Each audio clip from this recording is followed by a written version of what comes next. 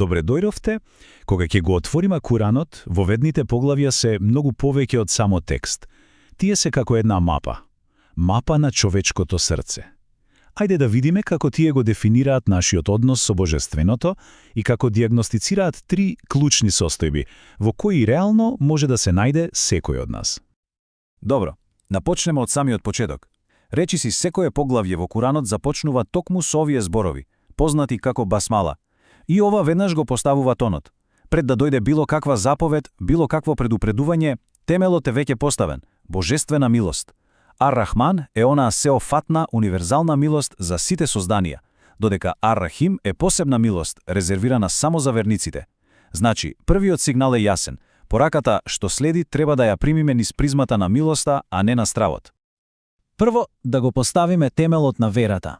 Сура Ал-Фатиха. Ова поглавје е како цел Куран во минијатура. Замислете, во само 7 кратки стиха го поставува целиот теолошки пејзаж. Се, ама баш се, започнува со апсолутна благодарност кон Аллах. Ова не е само некоја учтивост, туку е признание на реалноста, дека тој е изворот на апсолутно се што постои. Интересно е што Куранот тука зборува за светови во множина, концепт чија што огромна димензија современата наука дури сега почнува да ја открива. Клучниот збор тука е раб. Тој не значи само собственик или господар. Не. Значењето е многу подлабоко. Тој е оној кој воспитува, храни, одржува и се грижи.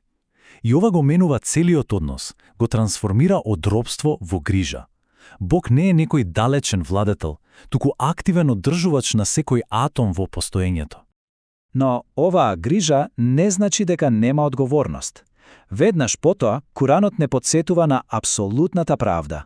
Тој е владетелот на денот на пресметката. Арапскиот збор дин тука првенствено значи пресметка, суд, одговорност. И ова е клучно. Идејата за задгробен живот не е тука само за да влее страв, туку за да му даде вистинска смисла на овој живот. Секое наше дело има последица. Секој избор има вечна вредност. Откако е јасно кој е Бог, фокусот се префрла на нас, на луѓето. Тука доаѓаме до централниот завет. Моментот кога молитвата станува директен, личен разговор. Ова е срцето на монотеизмот. И тука, арапската граматика е неверојатно прецизна.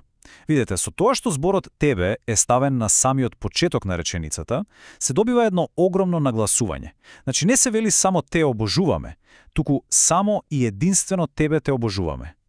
Ова е всушност ослободување од секое друго робство, било да е тоа кон луѓе, кон идеи или кон сопствените страсти. И веднаш по тој завет доаѓа можеби најважната молба што еден човек може да ја упати. Не се бара богатство, ниту моќ, се бара упатство. Ова е едно длабоко признание на нашата зависност. Признаваме дека без Божја помош, дури и со најдобри намери, многу лесно можеме да застраниме. Но, што е всушност тој вистински пат? Па Куранот го дефинира и преку тоа што тој не е. Молитвата продолжува со барање да се избегне патот на оние врз кои е гневот и на оние кои застраниле. И со ова се поставуваат трите основни човечки одговори на водството, кои следното поглавје, Ал-Бакара, ќе ги опише во неверојатни детали. Значи, поглавието Ал-Бакара започнува со опис на првата група, оние кои го прифаќаат упатството, оние чии срца се отворени. Верата, според овој опис, не е некое пасивно верување. Таа се манифестира преку конкретни дела. Тоа значи верување во гаиб, во невидливото, одржување на молитвата како постојана врска со Создателот и давање. Давање како признание дека се што имаме е всушност дар. Накратко, тоа е внатрешно убедување потврдено со надворешно дејствување. И сега, одиме на директната спротивност. Втората група – патот на запечатените, или оние кои свесно, со умисла, ја отфрлаат вистината. Ова опишува една состојба на духовен ќорсокак. Тука не се работи за луѓе кои се сомневаат или кои бараат докази. Не. Се работи за оние кои веќе донеле одлука.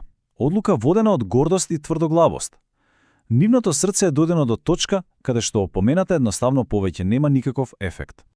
И знаете што е навистина интересно? Современата психологија го препознава овој феномен. Кога некој упорно одбива некој факт, мозокот буквално создава отпор и престанува да ја обработува таа информација. Ова е класична одлика на морална ароганција, кога сопственото его останува поважно од самата вистина. Ова запечатување е веројатно еден од најпогрешно сватените концепти. Не се работи за некаква предодреденост, како Бог да им ја одзел слободната волја, напротив. Според класичните исламски толкувачи, ова е директна праведна последица на нивниот сопствен, постојан и упорен избор. Исто како што телото станува нечувствително на лек ако се злоупотребува, така и духовните сетила, срцето, слухот, видот, стануваат нефункционални кога упорно се користат за отфрлање на вистината. И сега доаѓаме до третата и најкомплексна група, на која Куранот и посветува најмногу внимание. Тоа се лицемерите, или како што ги нарекува Куранот, оние со болни срца. Суштината на лицемерието е длабока когнитивна дисонанца. Постои огромна бездна помеѓу нивните јавни изјави и нивната внатрешна реалност. Тие се обидуваат да ги измамат другите, но како што вели Куранот, на крајот се мамат само самите себе си. Забележете, Куранот не го нарекува ова неверување, туку болест. Ова е многу важна дистинкција, бидејќи болеста е нешто што може да се влоши, но теоретски може и да се излечи ако се препознае навреме. Оваа болест, сомнеш, дволичност, завист, ја нагризува душата од внатре и ги прави луѓето неспособни за искреност. За да ја долови оваа комплексна психолошка состојба, Куранот користи две неверојатно моćни метафори. Првата е метафората за огнот. Замислете, тие имаат пристап до светлината на верата, но може би ја прифаќаат само заради некоја лична корист. И бидејќи верата не им е вкоренета во срцето, таа светлина е само привремена. Кога ќе дојде првиот тест, Аллах им ја одзема светлината, оставајќи ги во уште подлабока и поконфузна темнина од претходно. Втората метафора е уште подинамична. Ги прикажува како луѓе фатени среде силна бура. Ова совршено ја илустрира нивната реакција на самата Божја објава. Оваа метафора ја доловува нивната селективна вера. Бурата на објавата е премногу мокна за нив. Тие се плашат од грмежите, од одговорностите, од жртвите што треба да ги направат. Но, кога ќе блесне молња, кога ќе видат нешто што им носи корист, веднаш трчаат кон неа. Што молњата ќе згасне, тие повторно застануваат во мрак, збунети. Ова е совршена слика на една нестабилна, опортунистичка вера. На крајот, овие воведни поглавја ни нудат една безвременска диагноза на душата.